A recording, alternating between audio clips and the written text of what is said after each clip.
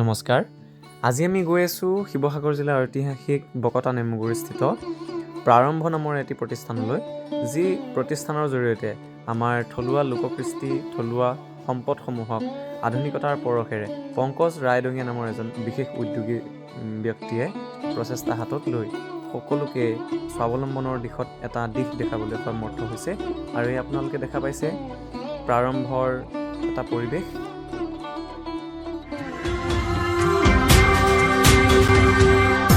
সময়ো যেন থমকি ৰয়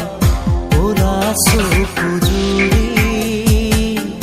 ঘূৰি চালা তুমি ক'লা চকু জুৰি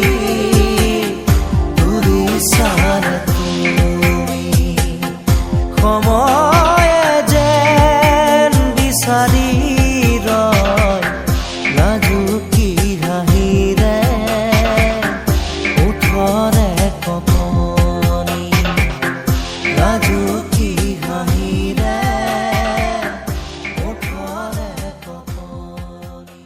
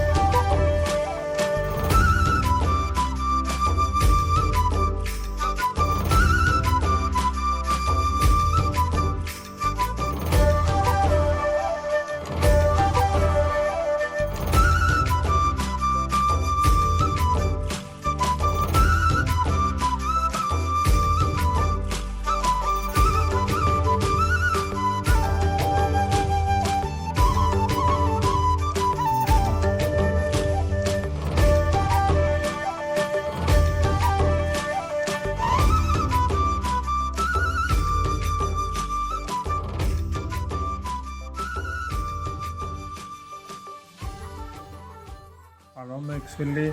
আমি প্ৰায় 2021 চনৰ কথা, তাৰ আগতে আমি বেংগলোৰত আছিলোঁ। মই মানে মানুহজন এইটো বিভাগতে মানে এনেকুৱা ডিজাইনিঙত বা এনেকুৱা ফাইন আৰ্টছতে মই ডিগ্ৰীধাৰী হৈছিলোঁ। তাৰপিছত মই পঢ়া শুনা ক্ষেত্ৰত বাহিৰত কৰিবলৈ গ'লোঁ। তাৰ পৰা মই পঢ়ি শুনি তাতে চাকৰি কৰি পালোঁ। আৰু শেষৰ ফালে মোৰ চাকৰিটো এনেধৰণৰ আছিলে, মলবিলাকৰ ডিজাইন কৰিব লাগে। তেতিয়া আমি আমাৰ যেতিয়া ডিজাইনবিলাক কৰোঁ, তাত যেতিয়া মেটেৰিয়েলবিলাক দৰকাৰ হয়, তেতিয়া আমি আমাৰ অসমৰ কথালৈ খুব মানে মনত পৰে। কাৰণ অসমত যিখিনি থলুৱা সম্পদ, বিশেষকৈ বাঁহ আৰু বেত উভৈনদী, তেতিয়া আমি ভাবিছিলোঁ আমি ভৱিষ্যতে অসমলৈ গ'লে এনেকুৱা ধৰণৰ কিছুমান কাম কৰিম। ঠিক সেইটো সময়তে লকডাউন আহিলে। তেতিয়া আমি আৰু ভালকৈ ভাবিবলৈ আৰম্ভ কৰিলোঁ যে হয়, অসমত গৈ কিবা এটা কৰিব পাৰি। তেনেকৈ আমি আহিছিলোঁ 2021 আৰু 20 চনত। তাৰপিছত আমাৰ যিটো অসমীয়া থলুৱাৰ যিখিনি আমাৰ গাঁও ওচৰ পাজৰ যিখিনি বাঁহ শিল্প, কুটীৰ শিল্প, সেইখিনিক আমি কেনেকৈ আগুৱাবলৈ লৈ যাওঁ, মানে বাহিৰলৈ নিব পাৰোঁ, বা সেইখিনি কেনেকৈ এটা কিবা নতুনত্ব প্ৰদান কৰি যাতে সকলো মানুহে ব্যৱহাৰ কৰিব পাৰে, তেনেকুৱা এটা আমি মনত ভাবিছিলোঁ। আৰু সেই সূত্ৰে প্ৰাৰম্ভ জন্ম হৈছিল। ঠিকে আছে। আৰু এতিয়া আপোনাৰ সহায় কেনেকুৱা, মানে বিশেষকৈ আমিতো দেখি আছোঁ বা আপোনাৰ ছ'চিয়েল মিডিয়া থ্ৰুৱেদি আমি গম পাওঁ যে প্ৰাৰম্ভ ইতিমধ্যে আৰম্ভ হৈ গৈছে, ইয়াৰ চাহিদা বৃদ্ধি পাইছে দিনক দিনে, আৰু বিভিন্ন ধৰণৰ মানুহক ধৰক স্মৃতিস্বৰূপে, স্মাৰক হিচাপে এনেকুৱা বিভিন্ন ধৰণৰ আপোনালোকে বস্তু প্ৰদান কৰিছে থলুৱা শিল্পৰ মাধ্যমেৰে, বাঁহ বেতৰ মাধ্যমেৰে। কিয়নো বকতাৰ এটা নিৰ্দিষ্ট ঐতিহ্য আছে বকতা বাঁহ বেতৰ শিল্পৰ কাৰণে বিখ্যাত গতিকে সেই শিল্পটোক আপুনি যে পুনৰুজ্জীৱিত কৰি নতুন ধৰণেৰে আৰম্ভ কৰি আছে সেইটো আমাৰ নৱপ্ৰজন্মসকলক কেনেকৈ আগবঢ়াব বিচাৰে আপুনি কি বুলি ক'ব আমি যেতিয়া বাঁহ বেত যিহেতু আমি গোটেই বিশ্বই আঁকোৱালি লৈছে এতিয়া যিহেতু এইটো এটা ইক' ফ্ৰেণ্ডলি বা এটা হেৰি ৰিচাইকল কৰিব পাৰি বাঁহটো আৰু এইটো প্ৰগ্ৰেছ বা গ্ৰ'য়িং সেইটো বহুত স্পীড হয় তো সেই হিচাপত আমাৰ এই বকতাবাসী ৰাইজ মানে বহুত বকতা বা শিৱসাগৰ জিলাৰ মানুহখিনি সঁচাকৈ বহুত সৌভাগ্যৱান বুলি ক'ব বিচাৰোঁ আৰু এই বাঁহ বেতখিনি ইমান প্ৰচুৰ পৰিমাণে দিছে আৰু এই বাঁহ বেতখিনিয়ে যাতে আমি কিবা এটা নিজে সংস্থাপন কৰিব হ'ব পাৰোঁ আৰু এইখিনি যাতে ব্যৱহাৰ কৰি ইউটিলাইজ কৰি মানে এটা নতুন বাঁহ এটা উদ্যোগলৈ পৰিণত কৰিব পাৰোঁ তাৰ কাৰণে আমাৰ বহুত মানে সুবিধা আছে অপশ্যন আছে আৰু আমাৰ ল'ৰাবিলাকে যিহেতু এতিয়া মানে এনেকুৱা এটা হৈ গৈছিলে আজি প্ৰায় 10-15 বছৰৰ ভিতৰতহে এইটো বেছিকৈ হৈছে আমাৰ গাঁৱলীয়া যিবিলাক গাঁৱৰ ল'ৰাবিলাকে বাঁহ বেত বনাইছে বাঁহ বেতৰ কামবিলাক কৰিছিলে সিহঁতে কিবা এটা উচিত মূল্য নোপোৱাৰ কাৰণে খুব দ্ৰুতগতিয়ে এতিয়া আমাৰ থলুৱা অসমীয়া ল'ৰাবিলাক বাহিৰত যাবলগীয়া হৈছে যিহেতু এইটো এটা ধৰ কাঁচি এটা বনাবলৈ 3 দিন সময় লাগে সেই 3 দিনৰ মূল্যটো মাত্ৰ 300 বা 400 টকা সেইকাৰণে ল'ৰাবিলাক অলপ হতাশা হৈ অসমৰ বাহিৰলৈ গুচি যাব লৈছে তাততো কিমান এটা ডেঞ্জাৰ এতিয়াতো আমি শুনিছোঁৱেই প্ৰায় আজি লাষ্ট 6 মাহে কিমান মানুহ অসমীয়া ল'ৰা ছোৱালী অসমলৈ আহিবলৈ নাপায় বা তাত কিবা এটা প্ৰব্লেমত মানুহ ঢুকাইছে কমে 160 যেন পালে বুলি কালি কোৱা শুনিছিলোঁ তো এই ল'ৰাখিনিৰ কাৰণেও আমি এবাৰ ভাবি চাব হ'ল আৰু মোৰ এটা সেইটো লক্ষ্য যাতে আমি ঘৰতে কিবা এটা তেওঁলোকক সুবিধা কৰি দিব পাৰোঁ যিহেতু বাঁহটো ইমান সোনকালে মানে ডাঙৰ দীঘল হয় আৰু এই মাটিডোখৰ কাৰণে ইমান বাঁহ উৎপত্তি হয় ইয়াক যাতে আমি সুকল্পিতভাৱে ব্যৱহাৰ কৰিব পাৰোঁ হয় ধন্যবাদ আৰু এটা কথা জানিব বিচাৰিছোঁ মানে আমাৰ যিহেতু উঠি অহা ল'ৰা ছোৱালীসকলে ধৰক হায়াৰ ছেকেণ্ডেৰী পাছ কৰি পেলাই বিভিন্ন কাৰিকৰী দিশত আজিকালি প্ৰফেশ্যনেল ক'ৰ্চবিলাক কৰে তো তেওঁলোকৰ কাৰণে ধৰক এনেকুৱা ইয়াত এইটো জেগা আপোনালোকৰ ইণ্টাৰ্ণশ্বিপ কাৰণে হ'ব পাৰে নেকি প্লেচমেণ্টৰ কাৰণে হয় এতিয়া আমাৰ যিহেতু অনুষ্ঠানটো বহুত চালুকীয়া হৈছে আমাৰ মানে সেইটো এটা আমাৰ সপোন আছে যে আমাৰ ওচৰে পাজৰে বা বাঁহৰ ইণ্ডাষ্ট্ৰিটোক আমি যাতে অলপ ট্ৰেইনিং দিব পাৰোঁ ল'ৰা ছোৱালীখিনিক অকণমান মানে বুজাব পাৰোঁ তাৰ কেনেকৈ প্ৰচেছিং হয় কেনেকৈ বাঁহটো ৰুব লাগে গ্ৰ' কৰিব লাগে আৰু বিভিন্ন আমাৰ যিখিনি আচবাব আমি বনাওঁ আমাৰ যিখিনি হেৰাই যাবলগীয়া বস্তুখিনি যেনেকৈ জাপি খৰাহী এইবিলাক যিহেতু দিনক দিনে প্লাষ্টিকৰ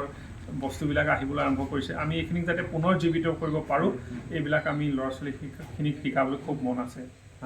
বিশেষকৈ আপোনাৰ ইয়াৰ পৰা কি বস্তু বেছি চাহিদা হৈছে এতিয়া বেছিকৈ হৈছে আমাৰ যিবিলাক অনুষ্ঠান হয় অসমীয়া যিখিনি অনুষ্ঠান যেনেকৈ জাতীয় অনুষ্ঠান ভাওনা বিহুৰ পৰা আৰম্ভ কৰি আৰু বিভিন্ন ছাত্ৰ মানে সংগঠনৰ যিবিলাক হেৰি হয় অনুষ্ঠানবিলাকো হয় তেওঁলোকলৈ আমাৰ পৰা এই মমেণ্টবিলাক যায় আৰু ইভেন গুৱাহাটী আমাৰ শিৱসাগৰ ONGC আৰু দুলীয়াজান অইল তেওঁলোকেও আজিকালি আমাৰ মানে আমি তেওঁলোকৰ হৈ ৰেগুলাৰ কাম কৰোঁ এইটো এটা বিৰাট এটা ভাল লগা কথা আৰু আমাৰ